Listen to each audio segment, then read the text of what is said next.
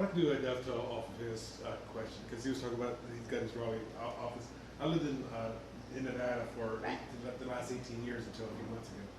So, but my original company, I'm in the process of changing the name with the state of Nevada. And so, because I want to get taxed on Nevada's tax records, because my company is like this, it's national. Right, So right. I'm a registered agent in Reno right now. So when I'm posting my business, my question to you is, should I be using my local Raleigh address or my legal address, which is in Reno?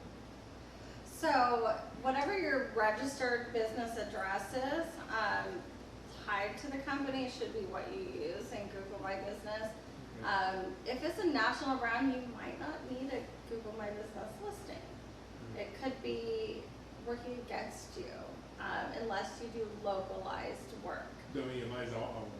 It's all online. Then like e-commerce sites and things like that should not have a Google My Business listing. It's probably working against them.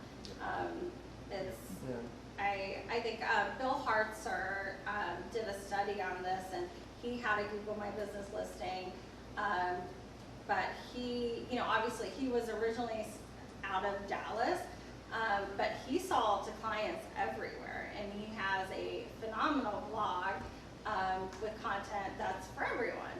And so he found that his traffic went up quite a bit off of his site and his content once he got rid of his Google My Business listing, because it was localizing his rankings to Dallas, where he was at.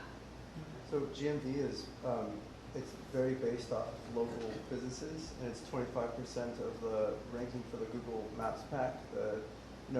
When someone opens up Google Maps, so it's really based off of that. So if your service or product is constrained to a certain, like a contractor or electrician, and you want to keep it separate, and you do want to have separate, you do want to tie everything. You want to put that local business's, address, phone number, because people are, they use voice search too, and so you just have to keep that in mind. You want to keep it separate.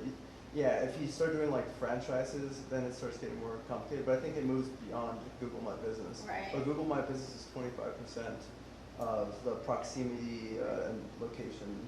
Yeah. If you don't ever want anyone driving to your address and don't have a Google My Business listing, that's Pretty much. usually like my Yeah. rule of thumb.